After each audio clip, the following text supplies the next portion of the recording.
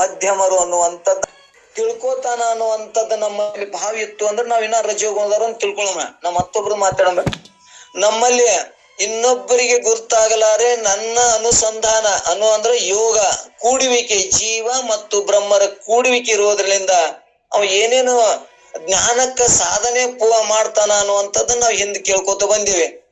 ಅವ ಯಾವಾಗಲೂ ಆ ವಿಷಯಾಸಕ್ತರಿಂದ ದೂರ ಇರ್ತಾನ, ಜನಕ್ಕೆ ಗುರ್ತಿಸ್ಕೋಬೇಕು ಅನ್ನಂಗಿಲ್ಲ, ಯಾವಾಗಲೂ ಜಪ ಮಾಡ್ತಾನ. ಜಪನು ಹೆಂಗ್ ಮಾಡ್ತಾನಂದ್ರ ದಿನಕ್ಕೆ ನಾನು ಎಷ್ಟು ಜಪ ಮಾಡ್ದೆ ಅಂತೇಳಿ ರುದ್ರಾಕ್ಷಿ ಖಾಲಿ ಕೂತ್ ನಿಲ್ಲು, ಒಂದೇನೋ ಅವಕಾಶ, ಒಂದೇನೋ ಬಸ್ ಸ್ಟ್ಯಾಂಡ್ ಖಾಲಿ ಕೂತ, ಒಂದಿಷ್ಟು ಎಲ್ಲೋ ಮನಿ ಒಳಗೆ ಏನೋ ಅವಕಾಶ ಇತ್ತು ಕುಂದ್ರಕ್ ಅವಕಾಶ ಬಂದಿರ್ತ ಕೂತ್ನಂದ್ರ ಅವ ಎಷ್ಟ ನಾ ಜಪ ಮಾಡ್ದೆ. ಒಂದು ಕೊರಳಾನ ರುದ್ರಾಕ್ಷಿ ಸರ ತಗೊಂಡು 108 ಸಲ ನಾ 1 ಸಲ ಅನ್ನೋ 2 ಸಲ ಅನ್ನೋ ತಿಳ್ಕೊಂಡು ನಾವು ಚೇಂಜಿ ಮಾಡಿ ಏನ್ ಮಾಡ್ತಾನ, ಒಂದು ಹಳ್ಳರ, ಒಂದು ಅಕ್ಷರರ, ಒಂದು ಕಾಳನ್ನ ಒಂದು ಪುಟ್ಟಿ ಒಳಗೆ ಇಟ್ಟಿರ್ತಾನ. ಇವ ಹಿಂಗ್ ಸಾಧನೆ ಆ ಸಮಯವನ್ನ, ಇಂತ ಮಹತ್ವವಾದ ಸಮಯನ ಸತ್ವಗುಣದವನು ಉತ್ತಮನು ಏನ್ ಮಾಡ್ತಾನ, ಆ ಭಗವಂತನಿಗಾಗಿ ಬಳಸ್ಕೋತಾನ. ಈ ರಜೋ ಗುಣದವ ಈ ಮಂದಿ ನೋಡ್ಲಿ, ಗುರ್ತಿಸ್ಕೊಡ್ಲಿ, ಒಮ್ಮೆ ಅದ್ರಾಗ ಇವಾಗ ಗುರ್ತಿಸ್ಲಿಕ್ಕೆ ಅಂದ್ರ ಜನ ಇವ್ ಕರಿಲಿಕ್ಕೆ ಅಂದ್ರು ಕೂಡ ಇವ ದುಡ್ಡು ಕೊಟ್ಟು ಹೂವಿನಾರ ಹಾಕ್ಸ್ಕೊಂಡು ಮತ್ತೆ ಈ ದೇಹಾದಿಯವನ್ನ ಗುರುತಿಸ್ಕೊಳಕ್ ಏನು ಸಾಧನೆ ಮಾಡ್ತಾರಲ್ಲ ಅವ್ರು ರಜೋ ಗುಣದವ್ರು ಅಂತ ತಿಳ್ಕೊಬೇಕು. ನಮಗ ಸಭಾದೊಳಗ ಮಂದಿಗೆ ಅವ್ರು ಸಾಧನೆ ಮಾಡಿರ್ತಾರ, ಅವ್ರಿಗೆ ಹೂವನ್ನಾರ ಹಾಕ್ತಾರ.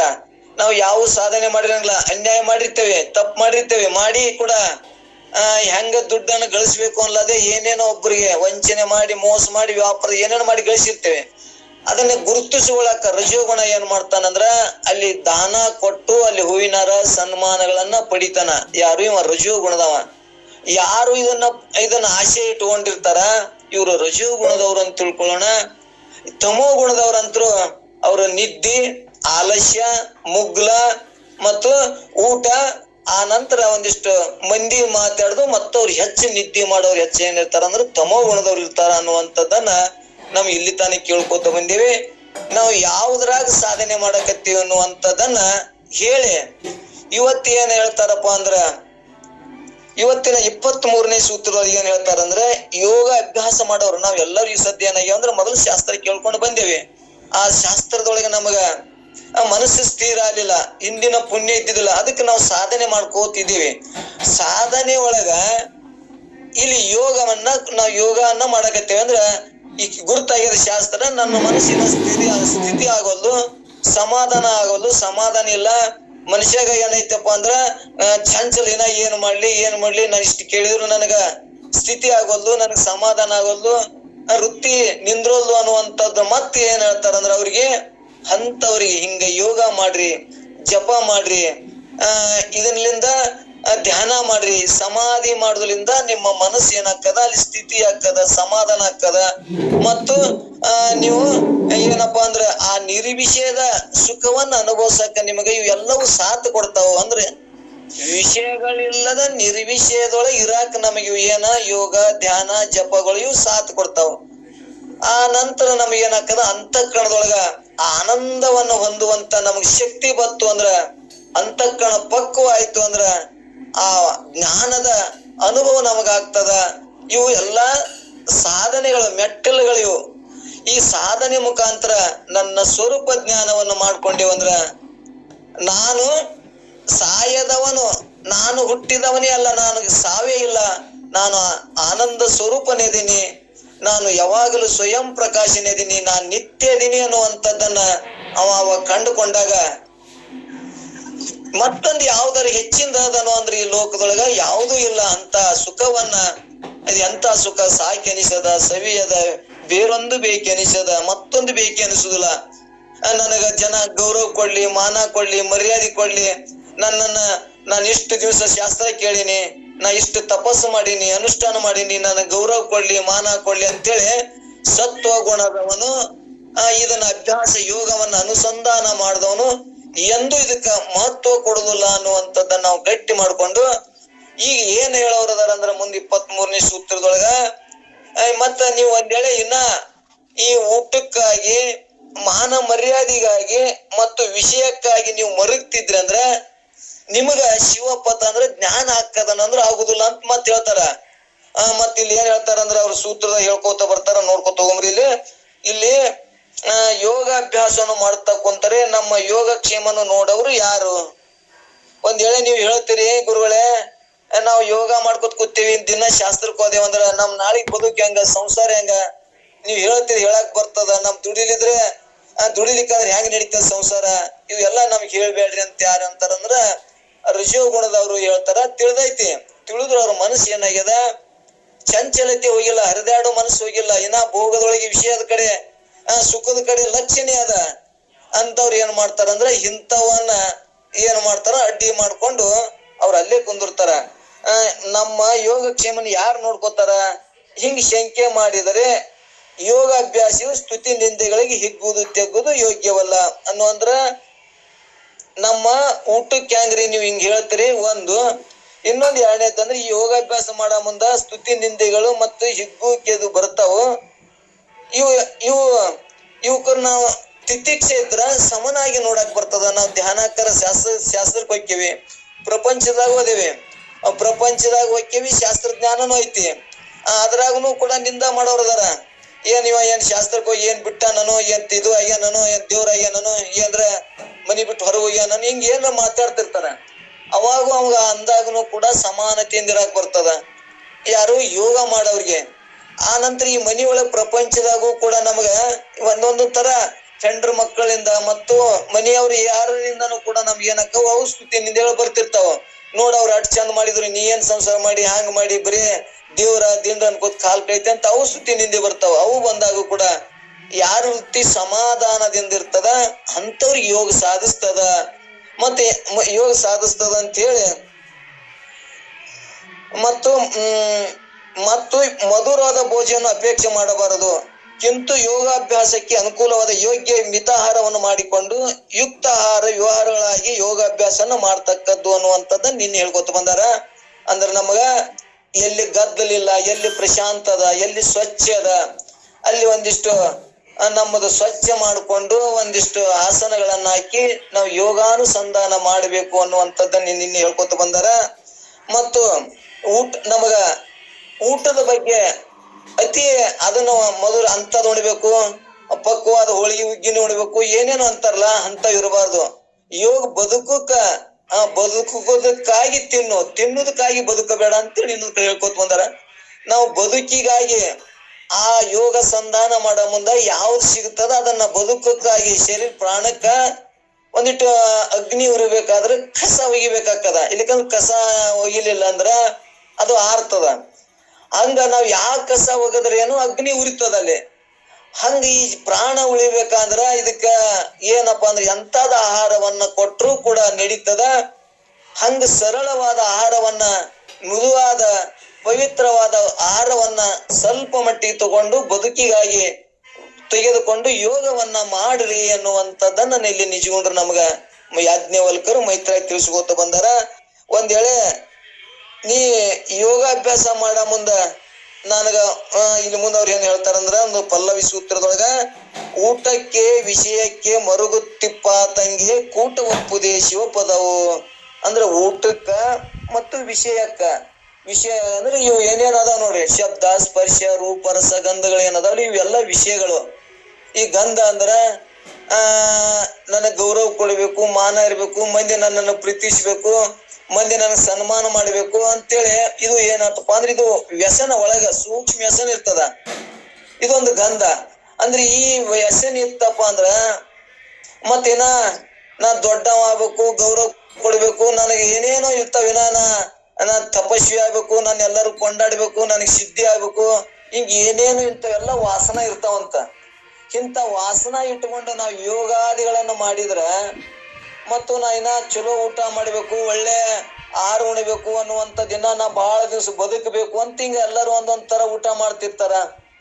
ಇಂಥ ಊಟ ಇರ್ಲಿಕ್ಕಂದ್ರೆ ಹೆಂಗಪ್ಪ, ನಮ್ಗ ಮೃಷ್ಟಾನ್ನ ಬೇಕು, 2-3 ಹೊತ್ತು ಬೇಕು ಅನ್ನುವಂಥವ್ರಿಗೆ ಹಿಂಗ ಊಟದ ಬಗ್ಗೆ ಮತ್ತು ವ್ಯಸನದ ಬಗ್ಗೆ ಇದ್ದುವಪ್ಪ ಅಂದ್ರ ಇಂಥವ್ರಿಗೆ ಕೂಟ ಅಂದ್ರ ಆ ಪರಮಾತ್ಮನ ಯೋಗ ಸಿದ್ಧಿಸ್ತದನೋ ಅಂದ್ರೆ ಸಿದ್ಧಿಸುವುದಿಲ್ಲ ಅಂತೇಳಿ ನಮಗೇನಾಕಂದ್ರೆ ಸಾಧಕರಿಗೆ ಇದ್ರ ಕಡೆ ಲಕ್ಷ್ಯ ಕೊಡ್ಲಾರ್ದೆ ನಮ್ಮ ಲಕ್ಷ್ಯ ಎಲ್ಲಿರಬೇಕು ಅನ್ನುವಂಥದ್ದನ್ನ ಇಲ್ಲಿ ಮುಂದೆ ನುಡಿಯೊಳಗೆ ಹೇಳ್ಕೋತ ಹೋಗ್ತಾರ.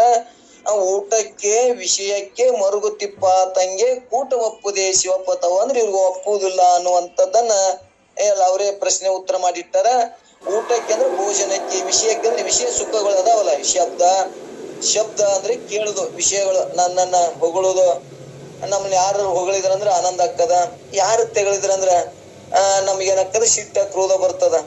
ಇದ್ರೊಳಗನು ಒಂದು ಸುಖ ಅದ. ಶಬ್ದ ಸುಖದೊಳಗ ನಮಗ್ ಬೇಕಾದನ್ನ ಮಾತಾಡಿದ್ರು ಬಹಳ ನಮ್ಗೆ ಹಿಗ್ಗಾಗ್ತದ. ನಮ್ ಬಗ್ಗೆ ಯಾರಾದ್ರ ಅವ್ರೇನ್ ಆ ಜಾತಿ ಏನ್ ಚಲೋ ಅದ ಏನ್ ಅಂದ್ರಪ್ಪ ನಮಗ್ ನೋವು ಆಗಿರ್ತದ. ಜಾತಿ ಅಭಿಮಾನಿ ಆಗಿರ್ತೇವೆ ನಾವು, ದೇಹಾದಿ ಅಭಿಮಾನಿ ಆಗಿರ್ತೇವೆ. ಅವಾಗ ನಮ್ಗ್ ದೇಹದ ಬಗ್ಗೆ ಹೊಗಳಿದ್ರಂದ್ರ ಏನ್ ಒಳ್ಳೆ ಶಾಸ್ತ್ರ ಕೇಳ್ತಾನಪ್ಪ, ಏನ್ ಬಾಳ ಶಾಣೆ ಅದನ, ಏನ್ ದಾನ ಮಾಡ್ತಾನ, ಹಿಂಗ್ ಹೊಗಳಿದ್ರಂದ್ರ ಅವ್ನಿಗೆ ಹಿಗ್ಗಾಕಿರ್ತದ. ಇದೊಂದು ಶಬ್ದ, ಇದೊಂದು ಸುಖ.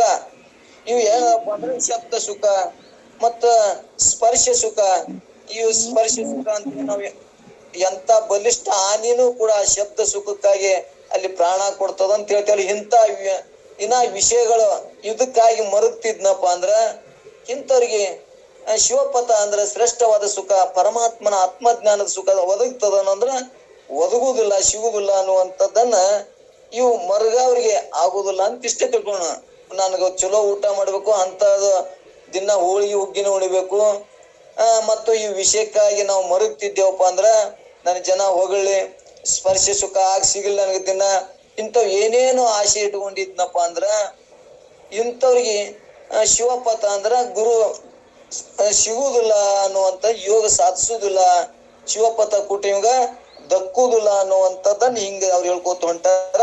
ಇದೇ ತಾತ್ಪರ್ಯವನ್ನ ನಾವು ನೋಡ್ಕೋತ ಹೋಗೋಣ.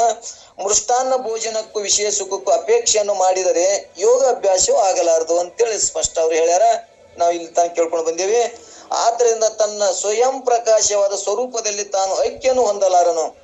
ಅಂದ್ರೆ ಇಲ್ಲಿ ಸ್ವಯಂ ತಾನು ಆತ್ಮ ಹೆಂಗದನ, ತಾನೇ ಬೇರೆ, ದೇಹಾದ ಯಾವಾರಗಳನ್ನು ಬೇರೆ, ತಾನ್ ಹೆಂಗದನ ಸ್ವಯಂ ಪ್ರಕಾಶ. ಆತ್ಮ ತನ್ನ ಸ್ವಯಂ ಪ್ರಕಾಶದೊಳಗೆ ಎಲ್ಲ ವ್ಯವಹಾರ ಮಾಡ್ತಾನ. ತಾನು ಸ್ವಯಂ ಪ್ರಕಾಶದನ ಮತ್ತು ಆನಂದ ಸ್ವರೂಪನೇ ಅದನ. ತನ್ನ ಸ್ವಯಂ ಪ್ರಕಾಶ ಸ್ವರೂಪದಲ್ಲಿ ತಾನು ಐಕ್ಯನು ಹೊಂದಲಾರನು. ಆದ್ರಿಂದ ಮುಂದೆ ಹೇಳಿದ ಪ್ರಕಾರ ಆಹಾರ ವಿವರದಲ್ಲಿ ಸದ್ಗುಣ ಉಳ್ಳವನಾಗಿರ್ಬೇಕು. ಒಳ್ಳೆ ಗುಣಗಳನ್ನ ನಾವು ಇಲ್ಲಿ ಸಂಪಾದಿಸಬೇಕು. ಯಾಕಂದ್ರೆ ಶಾಸ್ತ್ರ ಕೇಳಿ ನಾವು ಹೆಂಗೋ ಬಂದಿಲ್ಲ. ಇಷ್ಟು ದಿವಸ ನಾವು ಕೇಳ್ಕೊತ ಬಂದೇವಿ. ಕೇಳ್ಕೊತ ಬಂದು ನಮ್ಮಲ್ಲಿ ಒಳ್ಳೆ ಗುಣ ನಾವು ಸಂಪಾದಿಸ್ಲಿಕ್ಕಂದ್ರ ನಾವು ಕೇಳಿದ್ರು ಏನು ಪ್ರಯೋಜನ ಅನ್ನುವಂಥದ್ದನ್ನ ನಮ್ಮ ಬಸವಣ್ಣವರು ಕೂಡ ನಮ್ಗೆಲ್ಲರಿಗೂ ಬೇಯ್ತಿದ್ದು ಹೇಳ್ಯಾರ. ಅವರು 100 ಓದಿದ್ರೇನು, 100 ಕೇಳಿದ್ರೇನು, ಒಳಗಿನ ಆಶೆದ ಬಯಕೆಗಳನ್ನೇ ನೀವು ಬಿಟ್ಟಿಲ್ಲ, ಮತ್ತು ನಿನ್ನಲ್ಲಿ ಏನಾಗ್ಯದ ಇವು ಕಾಮ ಕ್ರೋಧಾದಿ ಅವರುಗಳನ್ನೇ ನೀವು ಸುಟ್ಟು ಹಾಕಿಲ್ಲ, ಹೋಗಿಲ್ಲ ಅಂದ್ರ ಏನು ಕೇಳಿದ್ರೇನು, ಏನು ಮಾಡಿದ್ರೇನು, 100 ಓದಿದ್ರೇನು, 100 ಕೇಳಿದ್ರೇನು, ಆಶೆನು ಹರಿಯೋದು, ರೋಷನು ಹೋಗೋದು, ಮಜ್ಜನೆ ಕೆರೆದ ಫಲವೇನು ಕೂಡಲ ಸಂಗಮ ದೇವ ಅನ್ನುವಂತ ಮಾತುಗಳನ್ನ ನಾವು ವಿಚಾರ ಮಾಡಿದಾಗ ಎಲ್ಲಾ ಮಹಾತ್ಮರು ಕೂಡ ನಮಗ್ ಶುದ್ಧ ಮಾಡಿಕೊಂಡು ಈ ಪರಮಾನಂದ ಸುಖವನ್ನ ಜ್ಞಾನಿಯಾಗಿ ಬದುಕು ಅನ್ನುವಂಥದ್ದನ್ನ ತಿಳ್ಸಕ ನಮಗೆಲ್ಲರಿಗೆ ಅನೇಕ ರೀತಿ ಕೇಳ್ಕೊತ ಬಂದ್ರು. ಈ ಯೋಗಗಳೇನಂದ್ರ, ಆಸನಗಳೇನು, ಮುದ್ರೆಗಳನ್ನೇನು, ಎಲ್ಲವನ್ನು ನಮ್ಮ ಸಂಬಂಧ ಹೇಳ್ಕೊತ ಬಂದಾರ.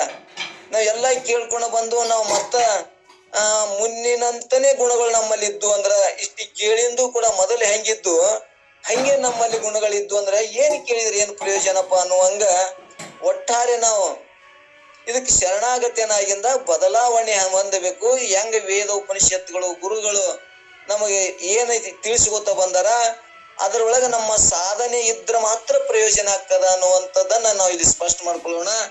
ನಮ್ಗ ಇನ್ನೇನು ಬಹಳ ದಿವಸ ಉಳಿದಿಲ್ಲ. ಇನ್ನೊಂದು ಇವತ್ತು ನಾಳೆಗೆ ಮುಗಿತಾ ಇದ್ದು 5ನೇ ಸಂಧಿ. 6ನೇ ಸಂಧಿನೂ ಒಂದು ಶಂಕೆಯನ್ನು ಮಾಡಿದರೆ ಅವುಗಳಲ್ಲಿ ಸಮತಾ ಬುದ್ಧಿ ಇರೋದ್ರಿಂದ ಯೋಗವು ಸಂಭವಿಸ್ತದ. ಇಲ್ಲಿ ಇಂಥವ್ರಿಗೆ ಯೋಗ ಸಂಭವಿಸ್ತದ ಯೋಗಿಗಳಿಗೆ ಅನ್ನುವಂಥದ್ದನ್ನ ಭಿಕ್ಷಾಟನೆನೆ ಮಾಡಬೇಕು. ಮತ್ತು ಸುಖ ಅಲ್ಲಿ ಬೇಯ್ತಾರ, ಮತ್ತು ಒಬ್ರು ನೀಡ್ತಾರ, ಒಬ್ರು ನೀಡಂಗಿಲ್ಲ, ಒಬ್ರು ಹೊಗಳ್ತಾರ, ಒಬ್ರು ಚಲೋ ನೀಡ್ತಾರ, ಅದು ಎಲ್ಲ ಇರ್ತಾವಲ್ಲ, ಅದು ಒಂದು ಯೋಗ ಆಗಿ ಅವ್ರಿಗೆ ಸಮತಾ ಬುದ್ಧಿ ಬರ್ತದ. ಅಂತವ್ರಿಗೆ ಯೋಗ ಸಿದ್ಧಿಸ್ತದ. ಅಂದ್ರೆ ಜೀವ ಬ್ರಹ್ಮರೊಳಗ ಬೆರಿತಾರ, ಐಕ್ಯ ಆಗಿ ಆ ಸುಖವನ್ನ ಅನುಭವಿಸ್ತಾರ ಯೋಗಿಗಳಿಗೆ ಅನ್ನುವಂಥದ್ದನ್ನ ಈಗ ಹೇಳ್ಕೊತ ಇನ್ನು ಮುಂದ 1ನೇ ನುಡಿಯೊಳಗೆ ಏನ್ ಹೇಳ್ತಾರಪ್ಪ ಅಂದ್ರ, ಜಲಸಾಕ್ಷಿ ಅಂದ್ರ ಕಮಲದಂತ ಕಣ್ಣುಗಳುಳ್ಳ ಮೈತ್ರಿಯೇ ಕೇಳ. ಮೈತ್ರಿಯ ಆಲಸ್ಯ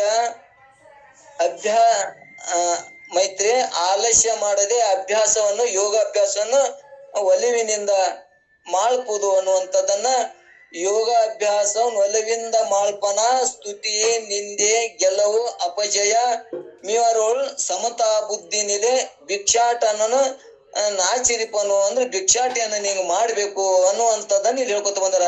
ಅಲ್ಲಿ ಒಮ್ಮೆ ಗೆಲುವುನು ಆಗ್ತದ, ಸೋಲುನು ಆಗ್ತದ, ಒಬ್ರು ಬೇಯ್ತಾರ, ಒಬ್ರು ಹೊಳಗ್ತಾರ. ಸಮತಾ ಬುದ್ಧಿಯಿಂದಲೇ, ಸಮಾನ ಬುದ್ಧಿಯಿಂದ ಭಿಕ್ಷಾಟನ ಮಾಡಬೇಕು ಮತ್ತು ಭಿಕ್ಷೆಗೋಸ್ಕರ ತಿರುಗಬೇಕು.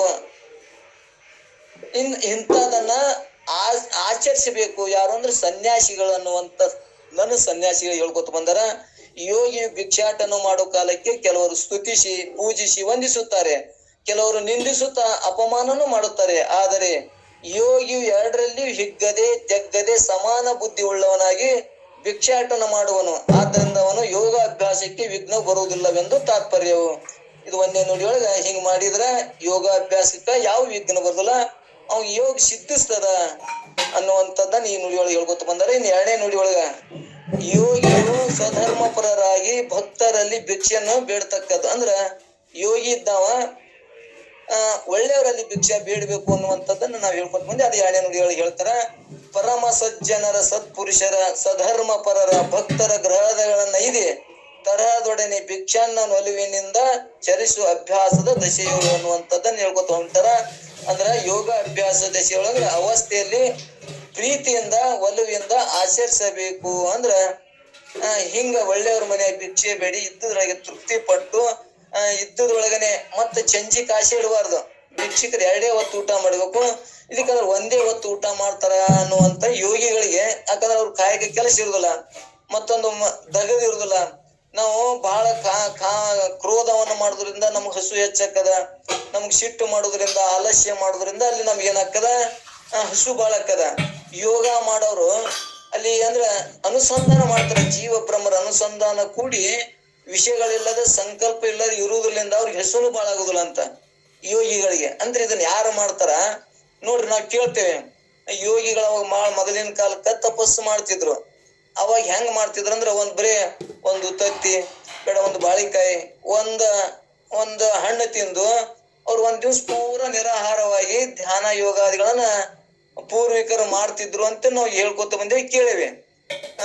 ಸಿದ್ದೇಶ್ವರ ಸ್ವಾಮಿಗಳದ್ದು ಕೂಡ ಹೇಳ್ತೇವೆ. ಅವ್ರು ಒಂದೇ ಹೊತ್ತ, ಅದು ಹೆಂಗಪ್ಪ ಅಂದ್ರೆ ಒಂದೇ ರೊಟ್ಟಿ, ಅದು ಸ್ವಲ್ಪ ಊಟ ಮಾಡಿ ಉಪ್ಪ ಖಾರ ಇಲ್ಲದೆ ಒಂದೇ ಹೊತ್ತು ಊಟ ಮಾಡಿ ಬದುಕ್ತಿದ್ರು ಅನ್ನುವಂಥದ್ದನ್ನ ನಾವು ಕೇಳಿವಿ. ಅವ್ರ ಆಯುಷ್ಯ ಎಷ್ಟಾಯ್ತಪ್ಪ ಅಂದ್ರೆ 76 ವಯಸ್ಸು ಬದುಕಿದ್ರು. ನಾವೇನ್ ತಿಳ್ಕೊತೇವೆ, ನಾವು ಕಡಿಮೆ ಊಟ ಮಾಡಿದ್ರೆ ನಮ್ ದೌಡ ಆಯುಷ್ಯ ಕಡಿಮೆ ಆಗ್ತದ ಅಂತೇಳಿ ನಾವು ಎಷ್ಟೇಟು ಉಣ್ತೇವೆ, ಅದು ಎಲ್ಲವೂ ಕೂಡ ಅಲ್ಲಿ ವ್ಯರ್ಥ ಆಗಬಾರ್ದು. ಅಂದರೆ ಕಿಂತು ಯೋಗ ಅಭ್ಯಾಸಕ್ಕೆ ಅನುಕೂಲವಾದ ಯೋಗ ಮಿತಿಹಾರವನ್ನು ಮಾಡಿ ಯುಕ್ತವಾದ ವ್ಯವಹಾರವನ್ನು ಯೋಗಾಭ್ಯಾಸ ಮಾಡಬೇಕು ಅಂತ ಈ ಸೂತ್ರದಲ್ಲಿ ಹೇಳ್ಕೊತ ಬಂತು. ಊಟಕ್ಕೆ ವಿಷಯಕ್ಕೆ ಮರುಗು ತಿಪ್ಪಾತಂಗೆ ಕೂಟು ಒಪ್ಪುದು ಶಿವಪ್ಪ ತೋಳತ್ತಾರೆ. ನಾವು ಊಟಕ್ಕಾಗಿ ವಿಷಯಕ್ಕಾಗಿ ಮರುಗ್ತೇವೆ ಅಂದ್ರೆ ನಮ್ಮ ಯೋಗ ಸಾಧನಕ್ಕ ವಿಘ್ನಗಳು ಬರ್ತಾವ, ಅದನ್ನ ಸಾಧಿಸ್ಲಕ್ಕ ಬರುದಿಲ್ಲ ಅಂತಾರ. ಮೃಷ್ಟಾನ ಭೋಜನಕ್ಕೂ ವಿಷಯ ಸುಖಕ್ಕೂ ಅಪೇಕ್ಷೆ ಮಾಡಿದರೆ ಯೋಗ ಅಭ್ಯಾಸ ಆಗಲಾರದು. ನಾವು ಊಟಕ್ಕಾಗಿ ವಿಷಯಕ್ಕಾಗಿ ಮರುಗುತ್ತಿದ್ದೇವೆ ಅಂದ್ರೆ ಯೋಗ ಅಭ್ಯಾಸ ಆಗೋದೇ ಇಲ್ಲ. ಆದ್ರಿಂದ ತನ್ನ ಸ್ವಯಂ ಪ್ರಕಾಶವಾದ ಸ್ವರೂಪದಲ್ಲಿ ತಾನು ಐಕ್ಯವನ್ನು ಹೊಂದಲಾರದು. ತನ್ನ ಸ್ವಯಂ ಪ್ರಕಾಶ ಅಂತರ ಆ ಬ್ರಹ್ಮ ಸ್ವರೂಪ, ಜೀವ ಬ್ರಹ್ಮರ ಏಕತ್ವವನ್ನು ಹೊಂದಲಾಕ ಬರುದಿಲ್ಲತ್ತಾರ ಅವ್ರು. ಜೀವ ಬ್ರಹ್ಮದ ಏಕತ್ವ ಹೊಂದಬೇಕಂದ್ರ ನಮ್ದು ಏನು, ನಮ್ಮ ಸ್ವಯಂ ಪ್ರಕಾಶ ಯಾವಾಗಲೂ ಸ್ವರೂಪದಲ್ಲಿ ಇರಬೇಕಾದ್ರ, ಆದ್ರಿಂದ ಅದು ಮತ್ತು ಮಿತಿಹಾರದಲ್ಲಿ ಸತ್ಗುಣ ಇರಬೇಕು. ಸತ್ಗುಣ ಇತ್ತಂದ್ರೆ ಮಿತಿಹಾರ ತಗೋತಾನ ಅವ. ಹಾಲ ಹಣ್ಣ ಇವು ತಗೊಂಡು ಯೋಗ ಮಾಡ್ತಾನ. ನಾವ್ ಶಿಖ 3 ಹೊತ್ತು ಉಂಡು ಮಾಡಿದ್ರೆ ಯೋಗಾಸನ ಆಗೋದಿಲ್ಲತ್ತಾರ ಅವ್ರು. ಯಾವಾಗಲೂ ಆಕಳ ಹಾಲ ಬಾಳೆಹಣ್ಣ ಇದ್ರ ಮೇಲೆ ಎದ್ದು ಯೋಗ ಮಾಡಿದಪ್ಪ ಅಂದ್ರೆ ಅವ್ನು ಅಂತಃಕರಣ ಶುದ್ಧಿ ಆಕ್ಕದ. ಅಂತಃಕರಣ ಶುದ್ಧಿ ಆಯ್ತು ಜ್ಞಾನ ಆಕ್ಕದ ಅಂತ. ಇನ್ನು ಯೋಗಿ ಭಿಕ್ಷಾ ಅನ್ನವನ್ನು ಜೀವನ ಮಾಡುವುದು ಭಿಕ್ಷಾಟನಲ್ಲಿ ಸ್ತುತಿ ನಿಂದೆ ಜಯ ಅಪಜಯ ಬರುತ್ತವೆ. ಆದ್ರಿಂದ ಯೋಗ ಅಭ್ಯಾಸ ನಡೆಯದೆ ಎಂದು ವ್ಯಾಖ್ಯಾನ ಮಾಡಿದ್ರೆ ಅವನು ಸಮತಾ ಬುದ್ಧಿಯಿಂದ ಇರುತ್ತಾನೆ. ಸ್ತುತಿ ನಿಂದೆಗಳು ಬರ್ತಾವ, ಎಲ್ಲರಿಗೂ ಬರ್ತಾವ. ನಿನಗೇನ ದುಡ್ಕೊಂತಿಲ್ಲಕ್ಕೇನು ಬ್ಯಾನ್ ಆಗ್ಯದ, ಎಲ್ಲಿರು ವಾದ್ಯ ಒಂದು ಭಿಕ್ಷಕ್ ವಾದ. ಸನ್ಯಾಸಿಗೆ ಯೋಗ್ಯ. ಸನ್ಯಾಸಿ 5 ಮನಿ ಭಿಕ್ಷೆ ಮೇಡ್ಬೇಕಂತಾರ ಅವ್ರು, ಹೆಚ್ಚಿನ ಮನಿಗೆ ಹೋಗಬಾರ್ದು. ಅವ ಸನ್ಯಾಸಿ.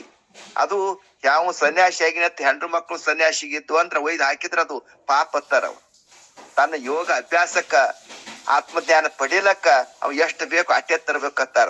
ಭಿಕ್ಷಕ್ವಾದ್ರು ತಂದು ಅವ ಅಟ್ಟೆ ಪ್ರಸಾದ ಮಾಡಿ ತಾನು ಸುಖದಿಂದಿರ್ಬೇಕು ಮಠದಲ್ಲಿ ತಾನವ್ರು. ಹೆಚ್ಚಿಗೆ ತಂದು ಗಾಳಿ ಹಾಕಿ ಎಲ್ಲರನ್ನ ತಂದು ನೀವು ಉಣ್ಬಾರಿ ಅಂತಾರ. ಯೋಗ ಅಲ್ಲ ಅದು. 1-2 ಮನಿ ಬೇಡ, ಕಡೆ 3 ಮನಿ ಅಂತಂದು ಅವನು ಪ್ರಸಾದ ಮಾಡಿದ ಯೋಗ್ಯ. ಅವಾಗ ಯೋಗಕ್ಕ ಸಾಧನ ಹಾಕತ್ ಹೇಳ್ಕೊತ. ಇನ್ನ ಎಲ್ಲ ಸಾಕ್ಷಿ ಮೈತ್ರಿ ಅಲಸದ ಅಭ್ಯಾಸ ನಡೆದು ಮಾಡ್ಪದು ಸುತ್ತಿ ನಿಂದೆ ಕೆಲ ಅಪಜಯ ಇವು ಸಮತ ಬುದ್ಧಿಯಿಂದ ಭಿಕ್ಷಾಟನ ಮಾಡ್ತಾನೆ. ಅಂದರೆ ಯೋಗಿಯು ಭಿಕ್ಷಾಟನ ಮಾಡುವ ಕಾಲಕ್ಕೆ ಕೆಲವರು ಸ್ತುತಿ ಪೂಜಿಸಿ ವಂದಿಸುತ್ತಾರೆ, ಕೆಲವರು ನಿಂದಿಸುತ್ತಾರೆ, ಅಪಮಾನ ಮಾಡುತ್ತಾರೆ. ಆದರೂ ಯೋಗಿಯು ಇವೆರಡಲ್ಲಿ ಹಿಗ್ಗರಿ ಕುಗ್ಗರಿ ಇರ್ತಾನ ಅಂತ ಹೇಳ್ಕೊಡ್ತಾರೆ. ಇನ್ನ 2ನೇ ನುಡಿಯಲ್ಲಿ ಹೇಳ್ತಾರೆ, ಯೋಗಿಯು ಸಧರ್ಮ ಪರನಾಗಿ ಭಕ್ತರಲ್ಲಿ ಭಿಕ್ಷೆಯನ್ನು ಬೇಡುತ್ತಕ್ಕದ್ದು ಅಂತ ಹೇಳುತ್ತಾರೆ. ಪರಮ ಸಜ್ಜನರ ಸತ್ಪುರುಷರ ಸಧರ್ಮ ಪರಮ ಭಕ್ತರ ಗ್ರಹದೊಡನೆ ತರದೊಡನೆ ಭಿಕ್ಷೆಯನ್ನು ಒಲಿದು ಧರಿಸುವ ಅಭ್ಯಾಸ ಅದು ಅವ್ರು ಹೇಗಿರ್ಬೇಕ, ಸತ್ತು ಗುಣ ಸಾತ್ವಿಕರಿಸ್ಬೇಕು. ಅವ್ರ ಉಪದೇಶ ತಗೊಂಡು ಅದನ್ನ ಆ ಮಾರ್ಗದಲ್ಲಿ ಒಳ್ಳೆಯ ಇದಿರಬೇಕು. ಮತ್ತು ಅವರು ಸಾತ್ವಿಕ ಹಾರದಲ್ಲಿ ಇದಿರ್ಬೇಕು. ಅವ್ರ ಧರ್ಮದ ಇರಬೇಕು ಪ್ರಸಾದ. ಸಜ್ಜನ ಸಂಘದಲ್ಲಿ ಅವ್ರಿಗೆ ಹೋಗಿ 4 ಮನೆ ತಕೊಂಡ್ಬರ್ಬೇಕು. ಅವ್ರು ಇಲ್ಲಾರ್ದವ್ರಿಗೆ ನಮ್ಮ ಸಜ್ಜನ ಸಂಘದಾಗ ಇಲ್ಲಾರ್ದವ್ರು, ಸತ್ಪಾತ್ರಕ್ಕೆ ಅವ್ರಿಗೂ ದಾನ ಯೋಗ್ಯವಾದ ಮಾಡ್ಲಾರ್ದವ್ರು ಮನೆಗೆ ಹೋಗ್ಬಾರ್ದು. ಅವ್ರ ಸಾತ್ವಿಕ ವೃತ್ತಿ ಇರಬೇಕು. ಅವ್ರ ಧರ್ಮದಿಂದ ಗಳಿಸಿರ್ಬೇಕು. ಅವ್ರು ಯಾವುದು ಡ್ಯಾನ್ಸ್ ಇದರಿಂದ ಗಳಿಸಿ ಪಾಪದಿಂದ ಹಣ ಗಳಿಸಿ ಅವ್ರ ಮನೆಗೆ ಹೋದ್ರೆ ಅದು ಏನಾಗ್ತದ, ಪಾಪದ ಉಂಡ್ಯಾವಂದ್ರೆ ಅವ್ರಿಗೆ ನಮ್ಮ ವೃತ್ತಿ ಬರ್ತದ. ಮನಸ್ಸಿನ ವಿಕಾರ ಆಗ್ತದ. ಅದಕ್ಕೇನ ಮಾಡ್ತದ, ತಮ ಗುಣ ರಜಗುಣ ಆಗ್ತದ, ಸತ್ತು ಗುಣ ಬರ್ತದ, ಅಭ್ಯಾಸಕ್ಕ ಅರ್ಥದಿ ಬರ್ತದ ಅಂತಾರೆ. ಮೈತ್ರಿ ಮೊದಲಾದ ಸದ್ಗುಣದಿಂದ ಕೂಡಿದ ಸಜ್ಜನರಲ್ಲಿ ಸ್ವಸ್ವರೂಪ ಜ್ಞಾನ ಉಳ್ಳ ಜ್ಞಾನಿಗಳು ಒಳ್ಳೆಯ ನಾನಾದಿ ಧರ್ಮ ಪರಹಿತವಾದ ನಿರುತ್ತದಲ್ಲಿ ಅನನ್ಯ ಪ್ರೇಮ ಲಕ್ಷಾತ್ಮಕ ಭಕ್ತಿ ಮಾಡಿದವರಲ್ಲಿ ಭಕ್ತಿ ಭಿಕ್ಷೆಯನ್ನು ಬೇಡಬೇಕು. ಅಂಥವ್ರ ಬಳಿ ವಾದ್ಯವಂದ್ರೆ ಅವ್ರ ಧರ್ಮದಿಂದ ಗಳಿಸಿರ್ಬೇಕು. ಅನ್ಯಾಯದಿಂದ ಮನಿ ತಿನಿ ಹೊಡೆದು ಅವ್ರು ಲ್ಯಾನ್ಸಾದಿ ಹೂವನ್ನು ತಿಂದು ಮತ್ತೆ ಯಾರಿಗಾರು ಮೋಸ ಮಾಡಿ ತಂದು ರೊಕ್ಕ ಅವರು ಧರ್ಮಕ್ಕೆ ಕಾರ್ಯ ಮಾಡಿದ್ರೆ ಅದು ಯೋಗ್ಯ ಅಲ್ಲ. ನಾವು ಅಂಥ ಸನ್ಯಾಸಿ ಊಟ ಮಾಡಿದ್ರೆ ಅವ್ರಂಗೆ ಆಗ್ಬೇಕಾಗ್ತದ. ಯೋಗಕ್ಕೆ ಅದ್ರ ಪ್ರತಿಬಂಧಕ ಮಾಡ್ತಾವ. ಮುಮುಕ್ಷಿ ಆದವನು ಹೇಳ್ತಾರ. ಮುಮುಕ್ಷಿಗೆ ಏನಾಗ್ತದ, ಸಾಧನ ಯೋಗಕ್ಕೆ ಹೋಗ್ಲಕ್ ಬರುದಿಲ್ಲ, ಪ್ರತಿಬಂಧಕ ಬರ್ತಾವ ಅಂತ ಹೇಳ್ಕೊತ. 3ನೇ ನುಡಿಯಲ್ಲಿ ಹೇಳ್ತಾರೆ, ಪಾಪದಿಂದ ಸಂಪಾದಿಸ ಅನ್ನವನು ಯೋಗಕ್ಕೆ ವಿಗ್ರಹಗಳು ಮಾಡುವುದರಿಂದ ಅವು ಅಂತವನ್ನ ತ್ಯಾಗ ಮಾಡಬೇಕಂತ ಪಾಪಕ್ಕೆ ಬಂದು ಅಲ್ಲಿ ಮನೆಗೆ ಹೋಗಬಾರದು. ಅದು ಪಾಪಕ್ಕ ಗುರಿ ಹಾಕದ. ಮುಮುಕ್ಷಿ ಆದವನು ಯೋಗ್ಯ ಆಗುವುದಲ್ಲ ಭಿಕ್ಷಾಟಕ್ಕೆ ಹೋಗುದಕ್ಕ. ಭಿಕ್ಷೆಯಲ್ಲಿ ಯಾವ ಅನ್ನವನ್ನು ಸ್ವೀಕಾರ ಮಾಡಬೇಕು ಅಂತ ಹೇಳುತ್ತಾರೆ.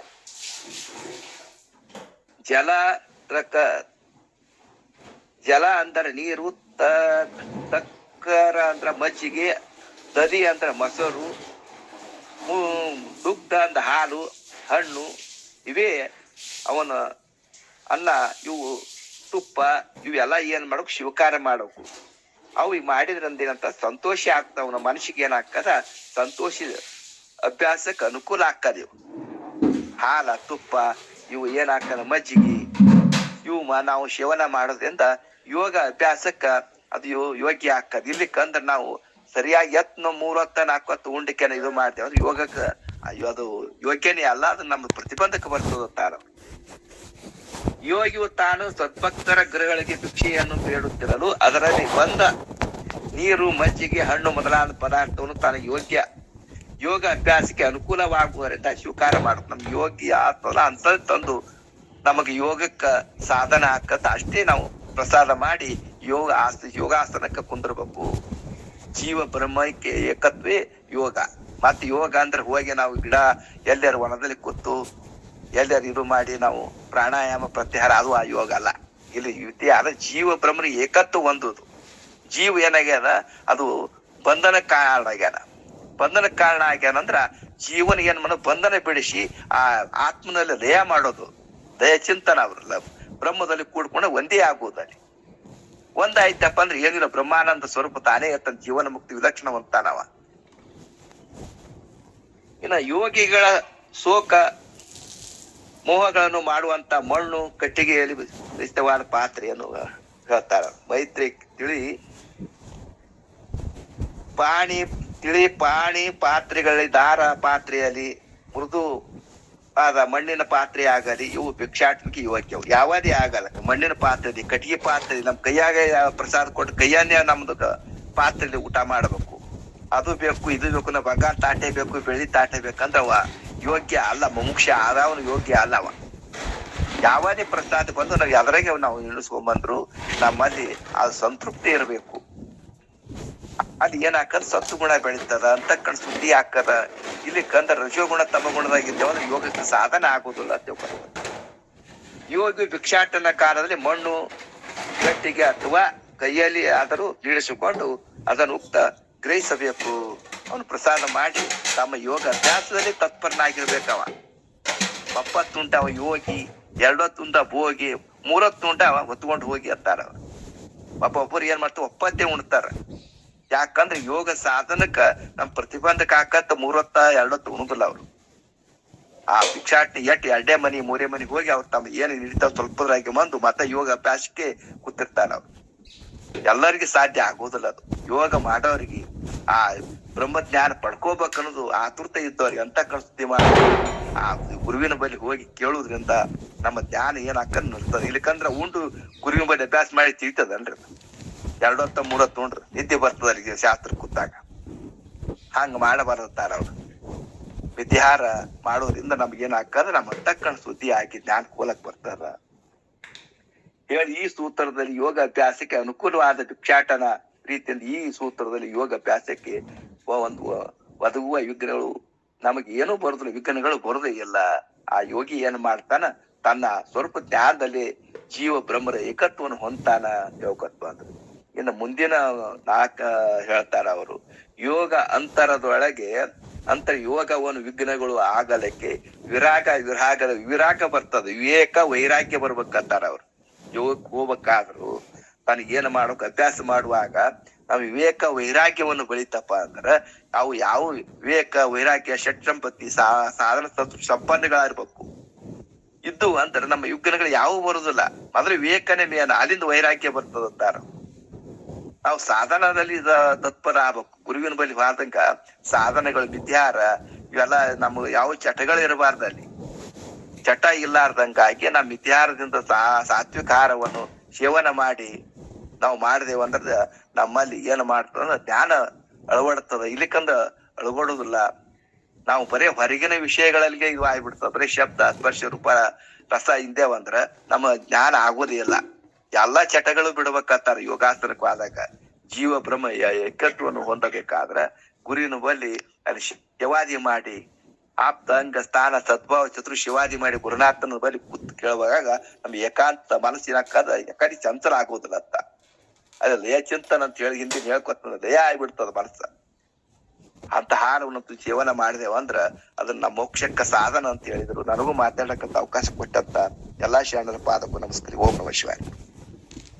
ಓಂ ನಮಃ ಶಿವಾರಿ. ನಮ್ಮ ಯಾಳವಾರದ ಮಡಾಳಪ್ಪಗೌಡ್ರು ಅನುಭಾವಿಗಳು ಶರಣರು ತಿಳಿಸ್ಕೊತ ಬಂದ್ರು. ಅಲ್ಲಿ ನಾವು ಇಲ್ಲಿ ತನ ವರ್ಷಾನುಗಟ್ಲೆ ಪರಮಾನುಭವದ ಗ್ರಂಥವನ್ನ ಶ್ರವಣಾಪೇಕ್ಷೆಗಳಾಗಿ ನಾವು ಅಪೇಕ್ಷಿಸಿವಲ್ಲ, ಏನು ಎಲ್ಲವನ್ನೂ ಇಲ್ಲಿ ನಾವು ಸಾಧ್ಯವಾದ ಮಟ್ಟಿಗೆ ಪರಮ ಪೂಜ್ಯರು ಹೇಳಿದಾಗಿ ತಿಳ್ಕೋತ ಬಂದೀವಿ. ಕನಿಷ್ಠ ಯಾರು, ಮಧ್ಯಮ ಯಾರು, ಉತ್ತಮ ಯಾರು. ಕನಿಷ್ಠ ತಮೋಗುಣ ಉಳ್ಳಂತವನು ಬರೀ ಆಲಸ್ಯ, ನಿದ್ರೆ, ಕಾಂತಿ ಒಳಗ ಈ ಪ್ರಪಂಚಿಕವಾದ ವ್ಯವಹಾರಗಳಲ್ಲಿ ತೋರ್ಸ್ಕೋತ ಅದನ್ನ ಕಳ್ಕೋತ ಆ ದಿನವನ್ನು ಕಳ್ಕೋತ ಬರ್ತಕ್ಕಂಥವನು ಕನಿಷ್ಠನು, ಅಧಮನು. ಹಂಗ ಎರಡೂ ಮಾಡ್ಲಕ್ಕ ಬರುದಿಲ್ಲ. ಈ ರಜೋಗುಣ ಉಳ್ಳತಕ್ಕಂಥವನು ಮಧ್ಯಮನು ಹೆಂಗಿರ್ತಾನ ಅಂದ್ರ ಲೋಕ ಮೆಚ್ಚಿಸುವ ಸಲುವಾಗಿ ತನ್ನ ಸ್ವಪ್ರತಿಷ್ಠೆಗಾಗಿ ಒಮ್ಮೆ ಅದನ್ನ ಹಿಡಿಲೆ ಒಮ್ಮೆ ಇದನ್ನ ಬಿಡಿಲೆ ಎಂಬತಕ್ಕಂಥ ಗುಣ ಉಳ್ಳವನಾಗಿ ಅಲ್ಲಿ ರಜೋಗುಣ ಅಧಿಕವಾಗಿರ್ತಕ್ಕಂಥವನು. ಇನ್ನು ಸತ್ವಗುಣ ಉಳ್ಳತಕ್ಕಂಥವನು ಉತ್ತಮನು. ಯಾಕಂತಂದ್ರ ಸತ್ವಾತ್ ಸಂಜಾಯತೆ ಜ್ಞಾನಂ ಎನ್ನುವ ಹಾಗೆ ಶ್ರುತಿ ವಾಕ್ಯ ಅದಕ್ಕ ಪ್ರಮಾಣ ಅದ. ಅದಕ್ಕಾಗಿ ಅವನು ಸತ್ವಗುಣ ಉಳ್ಳಂತವನಿಗೆ ಮಾತ್ರ ಅಂತಃಕರಣಗಳು ಶುದ್ಧಿಯಾಗಿ ಅಂತಃಕರಣಗಳ ಶುದ್ಧಿ ದ್ವಾರದಿಂದ ಜ್ಞಾನವು ಅವಂಗ ಪ್ರತಿಷ್ಠಾಪನೆ ಆಗ್ತದ. ಜ್ಞಾನವು ಅವನಲ್ಲಿ ತಿಳಿತದ, ತಿಳ್ಕೊಳಕ ಬರ್ತಾನೆ ಎಂಬತಕ್ಕಂಥದ್ದನ್ನ ಅಲ್ಲಿ ಬಹಳ ಸವಿಸ್ತಾರವಾಗಿ ತಿಳಿಸೋತ್ ಬಂದ್ರು. ಎಲ್ಲವನ್ನು 3 ಹೇಳ್ಯಾರ. ಜಪದೊಳಗು 3 ಹೇಳ್ಯಾರ, ಈ ಪೂಜೆದೊಳಗು 3 ಹೇಳ್ಯಾರ. ಮೂರ್ತಿ ಪೂಜೆ ಮಾಡುವನು ಕನಿಷ್ಠನು, ಗುರು ಸೇವೆ ಮಾಡವನು ಮಧ್ಯಮನು 4 ಫಲ, ಮತ್ತ ತನ್ನನ್ನು ತಾನು ತಿಳಿದುಕೊಂಡು ಸದಾ ಭಗವಂತನ ಚಿಂತೆಯನ್ನು ಇರ್ತಕ್ಕಂಥವನು ಉತ್ತಮನು, ಅವಂಗ ಅನಂತ ಫಲ, ಅಗಣಿತ ಫಲ ಅಂತ ಹೇಳ್ಬೋದು. ಹಿಂಗೆಲ್ಲವನ್ನು 3 ಸತ್ವಗುಣ, ರಜೋಗುಣ, ತಮೋಗುಣ ಆದಿಯಾಗಿಕೊಂಡು ಕನಿಷ್ಠ, ಮಧ್ಯಮ, ಉತ್ತಮ ಎಂಬತಕ್ಕಂಥದ್ದನ್ನ ನಿನ್ನೆ ಸೂತ್ರದಲ್ಲಿ ಹೇಳ್ಕೋತ ಇವತ್ತಿನ ಸೂತ್ರದಲ್ಲಿ ಏನ್ ಹೇಳ್ಯಾರತ್ತ ಅಂದ್ರ ಬಹಳ ಪರಿಣಾಮಕಾರಿಯಾಗಿ ಎಂತದ್ ನೋಡ್ರಿ, ಎಂತ ವಿಷಯಗಳ ಜ್ಞಾನ ನಮಗ ದಾರಿಯಾಗಿ ಬರ್ಲಕತ್ತದಂದ್ರ, ನೀ ಎಲ್ಲವನ್ನು ಮಾಡುತ್ತ ಕೂತ್ರ ನಿನ್ನ ಯೋಗಕ್ಷೇಮವನ್ನು ನೋಡೋರು ಯಾರು ಎಂಬತಕ್ಕಂತ ನೀನು ಶಂಕೆಯನ್ನ ಮಾಡಿದ್ರ ಆ ಭಗವಂತ ಅಲ್ಲಿ ಕನಕದಾಸರೊಳಗ ಅಪ್ಪರ್ ಹಿಂದ್ ಹೇಳಿದ್ ನೆನಪು ಮತ್ ನೋಡ್ರಿ. ಬೆಟ್ಟದ ಮೇಲೆ ವೃಕ್ಷಕ್ಕೆ ನೀರಿನ ಕಟ್ಟಿ ಆ ವೃಕ್ಷಕ್ಕೆ ಎರೆದವರು ಯಾರು ಎನ್ನುವ ಹಾಗೆ ನಿನ್ನನ್ನು ಹುಟ್ಟ್ಯಾನಂದ ನಿನ್ನ ಕಾಯುವ ಜವಾಬ್ದಾರಿ ಆ ಭಗವಂತನಿಗೆ ಇದ್ದೇ ಇರ್ತದ. ಅದರಲ್ಲಿ ನಿನಗ ಭಯ ಬೇಡ, ಅದರಲ್ಲಿ ನಿನಗ ಶಂಕೆ ಬೇಡ ಎಂಬತಕ್ಕಂಥದ್ದನ್ನ ಇಲ್ಲಿ ಬಹಳ ಸವಿಸ್ತಾರವಾಗಿ ಹೇಳ್ಕೊತ ಬಂದ. ಮತ್ತ ಅಪ್ಪರು ಗಳಿಗೊಮ್ಮೆ ಹೇಳ್ತಿರ್ತಾರ ನೋಡ್ರಿ, ಆ ಭಗವದ್ಗೀತೆದ ಅದು ಒಂದು ಪರಮಾತ್ಮ ಅರ್ಜುನನಿಗೆ ಹೇಳಿದ್ದು ಹೆಂಗ, ಅನನ್ಯ ಚೇತಾಹ ಸತತಂ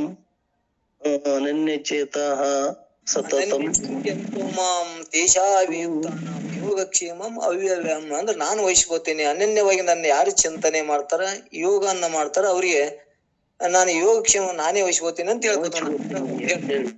ಭಗವಂತ ಅದಕ್ಕೆ ಪ್ರಮಾಣ ಸಹ ಕೊಟ್ಟಾರ, ಅದ್ರಾಗಿ ನಮಗೆ ಸಂಶಯನೇ ಬೇಡ. ಹಾಗಾಗಿ ಯೋಗ ಅಭ್ಯಾಸವನ್ನು ಮಾಡಿದಂತ ಆ ಯೋಗಿಗೆ ಸ್ತುತಿ ನಿಂದೆಗಳಾಗಲಿ, ಹಿಗ್ಗು ತಗ್ಗುಗಳು, ಯಾವುದೇ ಮಾನ ಅಪಮಾನಗಳಾಗಲಿ ಯಾವುದನ್ನು ನೀನು ಸೇರಿಸಿಕೊಳ್ಳದೆ ನೀನು ಎಂಥದ್ದು ಅಪೇಕ್ಷೆಯನ್ನು ಪಟ್ಟಾಗ ಮಾತ್ರ ನೀನು ಆ ನಿಜ ಸ್ವರೂಪದ ಸ್ವಯಂ ಪ್ರಕಾಶದಲ್ಲಿ ಐಕ್ಯತ್ವವನ್ನು ಹೊಂದಿದೆ ಅಂತಂದ್ರ, ಊಟಕ್ಕೆ ಮೃಷ್ಟಾನ್ನವೇ ನನಗೆ ಬೇಕು ಎಂಬತಕ್ಕಂತ ನಿನ್ನಲ್ಲಿ ಆಸೆ ಉಳಿತಂದ್ರ, ವಿಷಯಗಳ ಸುಖಕ್ಕೆ ನೀನು ಕಳವಳ ಪಡ್ಕೊಳ್ಳಿದ್ದೆ ಅಂತಂದ್ರ ಆ ಸ್ವಯಂ ಸ್ವರೂಪವಾದ ಸ್ವರೂಪ ನಿನಗ ಐಕ್ಯ ಹೊಂದಂಗಿಲ್ಲ. ಇವೆಲ್ಲವನ್ನು ತೊರೆದಾಗ ಮಾತ್ರ ನಿನಗ ಏನಾಗ್ತದ, ಆ ಸಂತೋಷ ಆನಂದದಲ್ಲಿ ನೀನು ಇರ್ಲಕ್ ಸಾಧ್ಯ ಆಗ್ತದೆ ಎಂಬತಕ್ಕಂಥದ್ದನ್ನ ಬಹಳ ಸವಿಸ್ತರವಾಗಿ ತಿಳಿಸುವತ ನೀನು ಈ ಭಿಕ್ಷಾಟನೆ ಮಾಡುವ ಸಮಯದಲ್ಲಿ ಯಾರ್ಯಾರು ಏನೇನೋ ಹತ್ತಿರ್ತಾರ. ಹಿಂಗ ಅಗಳೆ ಹಲವಾರು ಪೂಜ್ಯರು ಹೇಳಿದ್ರಲ್ಲ, ಹಿಂಗ್ ದುಡಿಲ ಬರುದಿಲ್ಲೇನು, ಇದು ಮುಗುಲ್ತನಕ್ಕೆ ಮಾಡ್ತಾನ, ಹಂಗ ಹಿಂಗ ಏನೇನೋ ಜನ ನಿಂದನೆಗಳು ನಾವೇ ಮಾಡ್ತಿರ್ತೀವಿ. ಈಗ ನಾವೇ ಮೊದಲು ಏನೇನೋ ಹತ್ತಿದ್ದೀವಿ ಕೊಡಾಗ ಪಡಾಗ. ಈ ಗ್ರಂಥಕ್ಕ ಈ ಸತ್ಸಂಗಕ್ಕೆ ಬಂದಿಂದ ನಾವ್ ಯಾವ ಯೋಗಿಗಳಿಗೆ ಏನು ಅನ್ನಂಗಿಲ್ಲ, ಯಾವ ಭಿಕ್ಷಾಟನೆ ಮಾಡೋರಿಗೆ ನಾವು ಏನು ಅನ್ನಂಗಿಲ್ಲ. ನಾನು ಹಿಡ್ಕೊಂಡು ಹೇಳ್ತೇನ್ರಿ, ಹಿಂಗಾಗಿ ನನ್ನಲ್ಲಿದ್ರ ನಾ ಕೊಡ್ತೇನಿ, ಇಲ್ಲಿಕಂದ್ರ ಭಗವಂತ ಎಂತ ಲೀಲೆಪ್ಪ ನಿಂದು, ಇವೆಲ್ಲವೂ ನಮಗ ಪ್ರತ್ಯಕ್ಷ ಪ್ರಮಾಣ ಮಾಡಿ ತೋರಿಸ್ತೇಲಪ್ಪ ಎಂಬತಕ್ಕಂಥದ್ದು ಅನರ್ಥಕೊಂಡು ನಾ ಮುಂದೆ ಸಾಗ್ತೇನ್ರಿ. ಹಾಗೆಯೇ ಇಲ್ಲಿ ಆ ಯೋಗಿಗೆ ಎಷ್ಟು ಅದ್ಭುತವಾಗಿ ಭಗವಂತ ಕರುಣಿಸ್ಯಾನ ಅಂದ್ರ, ಒಬ್ಬರು ಕೊಡ್ತಾರ, ಒಬ್ಬರು ಬಿಡುದಿಲ್ಲ.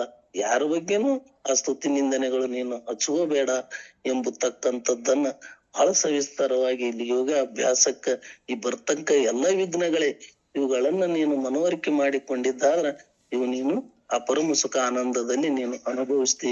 ಎಂತವ್ರ ಬಳಿ ಕೇಳ್ಬೇಕು, ಪರಮ ಸಜ್ಜನರು ಅಂದ್ರೆ ಯಾರು? ಒಳ್ಳೆಯ ಸದ್ಗುಣ ಉಳ್ಳತಕ್ಕಂಥವ್ರು. ಸತ್ಪುರುಷರಂದ್ರೆ ಯಾರು? ಎಲ್ಲರೂ ಸತ್ಪುರುಷರ ತರಂಗಿಲ್ಲ, ಊರ ನಾಯಪಾಯ ಮಾಡಿ ಹೌದು ಅನ್ಸೋಳವ್ರು ಅವ್ರು ಯಾರು ಅಲ್ಲ. ಸತ್ಪುರುಷರಂದ್ರ ಸ್ವರೂಪ ಜ್ಞಾನ ಉಳ್ಳತಕ್ಕಂಥವ್ರು, ತನ್ನನ್ನು ತಾನು ಅರಿತುಕೊಂಡು ಇರ್ತಕ್ಕಂಥವ್ರು.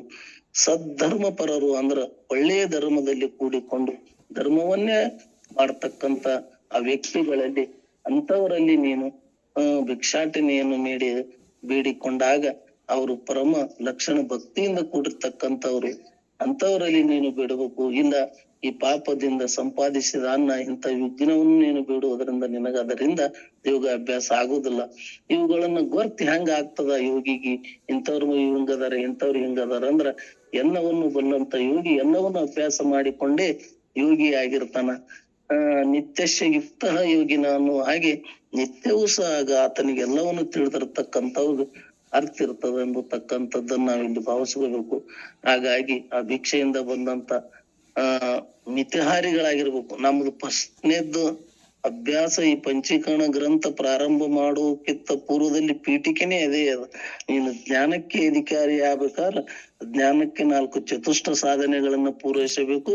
ಆ ಜ್ಞಾನಕ್ಕೆ 4 ಚತುಷ್ಟಾಧನೆಗಳನ್ನು ನೀನು ಪೂರೈಸಬೇಕಾದ್ರೆ ಆ ಕ್ರಿಯಾ ಸಾಧನೆಗಳನ್ನು ಯಥಾವತ್ತವಾಗಿ ಪೂರೈಸಿಕೊಂಡಾಗ ಮಾತ್ರ ನೀನು ಚತುಷ್ಟ ಸಾಧನೆ ಮಾಡ್ಲಕಣಿ ಆಗ್ತಿ ಅನ್ನತಕ್ಕಂಥದ್ದನ್ನ ಪ್ರಥಮದಲ್ಲೇ ಹೇಳ್ಯಾರಪ್ಪ ಅವ್ರು. ಅದು ಪದೇ ಪದೇ ತಗೋತಾರ. ಹಂಗೆ ಆಹಾರದಲ್ಲಿ ಬದಲಾವಣೆ, ವಿಷಯ ಆಸಕ್ತಿಯಿಂದ ದೂರವಿರುವುದು, ಅರಿತವರ ಸಂಘ ಮಾಡುವುದು, ಏಕಾಂತವಾಸ. ವಿಷಯಗಳೆಲ್ಲಿದೆ ನಿರ್ವಿಷಯವಾಗಿ ಕೂಡತಕ್ಕಂಥದ್ದು ಏಕಾಂತವಾಸ. ಎಲ್ಲೇ ಇರು, ನೀ ಮನೆಯಗರೆ ಇರು, ಹೊರಗರೆ ಇರು, ಏನರೇ ಇರು, ಯಾವ ವಿಷಯಗಳೆಲ್ಲಿದೆ ನಿರ್ವಿಷಯವಾಗಿ ನಿನ್ನಲ್ಲಿ ನೀನು ತೊಡಗಿಕೊಂಡದ್ದೇ ಏಕಾಂತವಾಸ ಎನ್ನುವ ಹಾಗೆ ಇಲ್ಲಿಯೂ ಸಹ ಅದನ್ನೇ ಹೇಳ್ಯಾರ. ಅದಕ್ಕೆ ಒತ್ತು ಕೊಟ್ಟಾರ ಅವ್ರು. ನೀರ, ಇಂಥವು ಮಜ್ಜಿಗೆ, ಜಲ, ತಕ್ರ ಅಂದ್ರ ಮಜ್ಜಿಗೆ ಅತ್ತ, ಸುಮ್ ನೆನ್ಪಿಟ್ಟುಗಳು. ತಕ್ರ, ದದಿ, ದುಗ್ಧ, ಮತ್ತ ಹವಿ ಅಂದ್ರ ಯಜ್ಞೋಪಯೋಗವಾಗಿ ಉಪಯೋಗಿಸ್ತಕ್ಕಂತ ಅನ್ನತ್ತ, ಆಜ್ಯ ಅಂದ್ರ ತುಪ್ಪತ್ತ. ಇವೆಲ್ಲವನ್ನ ಅಕ್ಷರಗಳು. ನಮ್ಮ ಭಾಷೆ ಬಹಳ ಶ್ರೀಮಂತ ಭಾಷೆ. ಒಂದಕ್ಕೆ 100 ಅರ್ಥ ಆಗ್ತಿರ್ತಾವ ಒಂದೊಂದೇ ಶಬ್ದಕ್ಕೆ.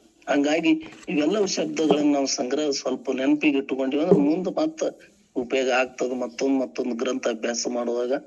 ಹಾಗಾಗಿ ಇವೆಲ್ಲವುಗಳು ಬಂದಂತ ನೀರು, ಮಜ್ಜಿಗೆ, ಹಣ್ಣ. ಯಾಕಂದ್ರೆ ಆಗಳೇ ಅಪ್ಪರು ಹೇಳಿದ್ರು ನೋಡ್ರಿ, ಒಪ್ಪತ್ತುಂಡ ಯೋಗಿನೇ ಆಗ್ಬೇಕು. 2 ಹೊತ್ತ 3 ಹೊತ್ತ ಉಂಡು ಅದೇನ ಯೋಗ ಅಭ್ಯಾಸಕ್ಕೆ ಸರಿ ಆಗುದಿಲ್ಲ. ಯಾವ ಅಭ್ಯಾಸಕ್ಕೂ ಸರಿ ಆಗುದಿಲ್ಲ ಅದು. ನೀವು ಲೌಕಿಕವಾಗಿ ಪ್ರಪಂಚ ಮಾಡ್ಬೇಕಾದ್ರೂ 3 ಹೊತ್ತು ಉಂಡ್ರು ನಿನಗ ಅದೇನ ಉಪಯೋಗ ಆಗುದಿಲ್ಲ. ಮಬ್ಬನಿಗೆ ಕಳೆದ್ ಬಿಡ್ತಿ. ಈ ಕಡೆ ಅದನ್ನು ಮಾಡೋದಾಗಲ್ಲ, ಈ ಕಡೆ ಇದನ್ನು ಮಾಡೋದಾಗಲ್ಲ, ನಡುವೆ ಹೋಗ್ಬಿಡ್ತೀನಿ. ಹೀಗಾಗಿ ಆ ವಿಭಕ್ತಿ ಶಿವು ಲಘುವಾಸಿ ಆಹಾರ ಕಾಯ ವಾಚ ಮನಸ್ಸು ಪ್ರಾಪ ಅಂದಂಗ ಯಾರು ಮಿತಾಹಾರವನ್ನು ಸೇವನೆ ಮಾಡ್ತಾರ ಅವ್ರಿಗೆ ತ್ರಿಕರಣಗಳು ಅವ್ರ ಸದೃಢದಲ್ಲಿ ಅವ್ರ ಕೈಯಲ್ಲಿ ಇರ್ತಾವ ಎಂಬತಕ್ಕಂಥದ್ದು ಅದು ವಾಣಿ ಅದ.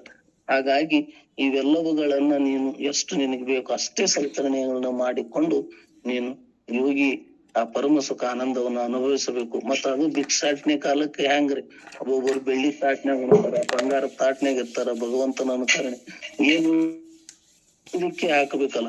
ಏನ್ ಹಾಕಿದ್ರು ಅದ್ರ ಸುಟ್ಟು ಮೃಷ್ಟಾನ್ನ ಭೋಜನವನ್ನು ಹಾಕಿದ್ರು ಸಹ ಇದು ಹೊರಗಾಗಿ ಏನ್ ಬರ್ತದ ಅದೇ ಹಾಗೆ ಬರ್ತಕ್ಕಂಥದ್ದು. ಮೃಷ್ಟಾನ್ನ ಭೋಜನ ಒಳಗೆ ಉಳಿತದ, ಯಾವುದೂ ಇಲ್ಲ. ಎಲ್ಲವನ್ನು ಸತ್ಯ ಅರ್ಥಕೊಂಡಂತ ಆ ಯೋಗಿ